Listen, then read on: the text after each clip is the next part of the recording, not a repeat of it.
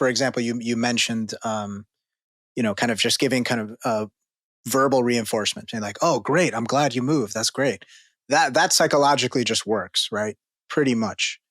But I think that, yeah. You need starting control. You need other things from hostage negotiations, for example. You need building a golden bridge for the Harvard negotiation project, right. So that it makes it easier for people to change their mind. Oh, I used to believe that too until I heard this.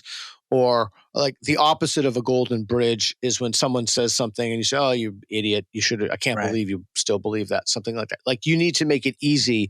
And there's also literature from the educational literature on pro-social modeling where you have to walk across the line. And some of those you'll see videos we'll put out. People wanted to do those to me and I stood on the line and moved and played the game too. I wouldn't ever ask anybody to do something that I wouldn't that do actually myself. takes me to the thing I was going to ask you was how do you kind of point that high-powered perception at yourself? To quote Silence of the Lambs, how do you ensure that you're also doing the thing and that you're not kind of calcifying in your own perspective? Because that's an easy question to answer. Yeah, you have to hold your beliefs less tenaciously. So you have to lower in order to correctly align to correctly calibrate the beliefs to the confidence you have in a belief to the evidence.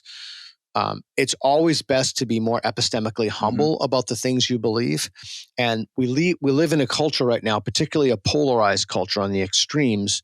And yes, the left do control our institutions, in which people are putting forth conclusions with not only no evidence, but like evidence against it, implicit bias or trigger warnings. I'm thinking of a lot of things that are morally fashionable. They're putting statements. So we need to be extraordinarily humble about the things we claim to know. But we live in a culture at this particular cultural moment in which a kind of fueled by social media, a kind of certainty, a kind of moral conviction is lauded and valued as a good thing. And so we have to try to change the culture, like for example, when we have to reward people when they say, I don't know, as opposed to bringing them up on charges. We have to make fundamental constitutive elements of the culture so we can move together as a society, build consensus, etc. And it's just the opposite is happening. I'd love to see a version of the game about where the question is, can we save our institutions? And it's Peter Boghossian standing on the line. And someone else doing the questioning. That'd be interesting. Maybe you should do a video. Yeah, you can do that. The key thing is, so two things. One, always ask someone, what would it take to change your mind? Two, never ask somebody what it would take to change your mind unless you're willing to have someone ask you what it would take for you to change your mind.